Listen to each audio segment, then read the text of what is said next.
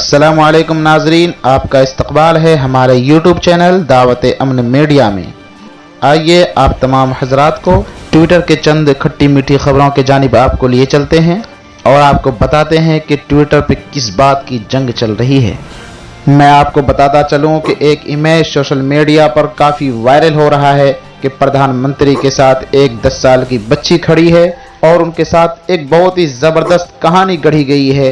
चलिए इस इमेज की हकीकत बताते हैं। आप देख सकते हैं स्क्रीन पर, काफ़ी चर्चे में है ये इमेज और ट्विटर पर इसी इमेज के साथ विकास भदौरिया ने एक ट्वीट किया है। वो ट्वीट ये है कि एक 10 साल की बच्ची ने पापा से जिद की, मुझे देश के प्रधानमंत्री से मिलना है। पापा ने बार बार बच्ची की जिद को टाला। एक दिन बच्ची ने अपने पापा के लैपटॉप से मेल कर दिया। बच्ची ने लिखा, मैं अनीशा हूँ, आपसे मिलना चाहती हूँ। प्रधानमंत्री ने मेल का जवाब दिया। क्या दिया वो जरा गौर से देखें कि दौड़े चली आओ। क्या जवाब दिया? दौड़े चली आओ। एक कहानी बना करके विकास भदौरिया ने ट्विटर पर ट्वीट किया।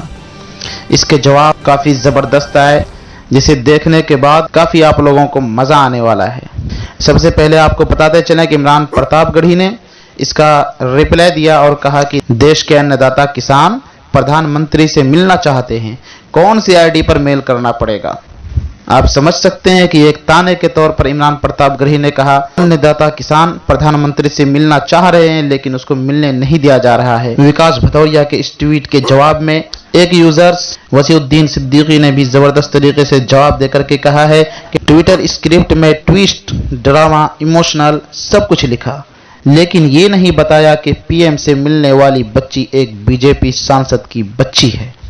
इन तमाम चीज़ों को देखते हुए हया खान नामी एक यूजर्स ने कहा कि फेंकू ने रीत कुछ अलग चलाई, फेंकू ने रीत कुछ अलग चलाई, परान जाई पर जुमला न जाई। विकास भदौरिया के इसी ट्वीट के जवाब में अभिषेक चौधरी नाम के एक ट्विटर यूजर ने बहुत ही जबरदस्त तरीके से जवाब दिया है। कहा, झूठे साले, एक एमपी की बेटी थी वो, मक्कार पत्रकार कहीं का।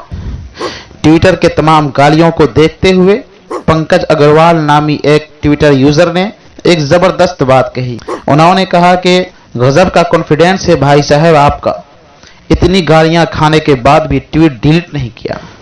बात तो बिल्कुल सही है, किसान प्रधानमंत्री से मिलना चाह रहे हैं लेकिन उसे मिलने नहीं दिया जा रहा है। आखिर प्रधानमंत्री इस छोटी सी बच्ची से मिल करके अपना इमेज खिंचवा करके सोशल मीडिया पर क्या साबित करना चाहते हैं? आपकी क्या राय है? आप अपनी राय कमेंट बॉक्स में जरूर दें। अब आपको दूसरे खबर की तरफ लेकर के चलते हैं। आप जानते होंगे दीपक चौरसिया को, उन्होंने ट्वीट किया कि जिसने हिंदुस्तान को लूटा, हिंदुओं पर अत्याचार किया, उन क्रूर अत्याचारी शासकों का नाम अपनी संतानों को देना घृणा और नफरत का शानदार प्रदर्शन है। तैमूर और अब जहांगीर ये तक नहीं सोचा कि इतिहास को याद करके आने वाली पीढ़ी इनका मजाक ही बनाएगी।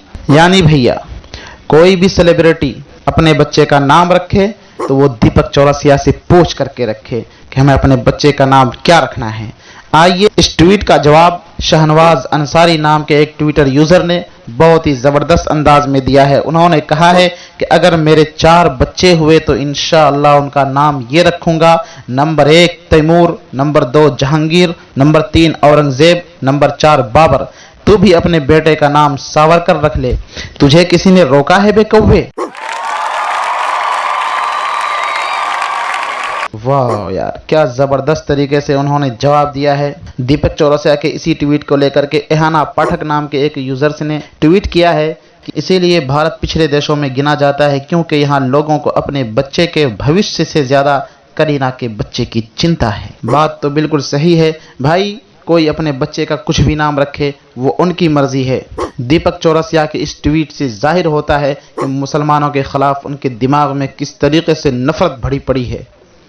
चलिए हम चलते हैं तीसरी खबर के जानिब। जैसा कि आप सभी जानते हैं कि 2 दिन पहले दिल्ली के जंतर मंतर पर एक ऐसा नारा दिया गया था जिससे एक विशेष धर्म के लोगों को जबरदस्त दिली आहत पहुंची थी। जब चारों तरफ से उन पर दबाव डाला गया तो उनके खिलाफ एक्शन भी लिया गया, लेकिन बहुत ही जल्द उन आरोपियों को छोड़ दिया गया, जिस पर डॉक्टर मनमोहन सिंह ने ट्वीट करके कहा, दिल्ली हिंसा के आरोपी को 2 दिनों में ही जमानत दे दी गई। हालांकि 2 दिनों नहीं बल्कि 1 दिनों में ही जमानत दे दी गई। ये देश से गद्दारी नहीं तो और क्या है। इसी हिंसा को लेकर के जो जमानत दी गई, नेहा भारती ने कहा कि दिल्ली में दंगा करवाने की कोशिश करने वाला सबूत के बाद भी 72 घंटे बाद अरेस्ट हुआ है और 22 घंटे में जमानत मिल गई। एकता की संविधान की मांग करने वाले उमर खालिद सैफी, शर्जील उस्मानी साल भर पहले बिना सबूत के अरेस्ट हुए और आज तक जेल में है। बस यही न्यू इंडिया है। आपकी क्या राय है? आप अपनी राय कमेंट बॉक्स में ज़रूर दें।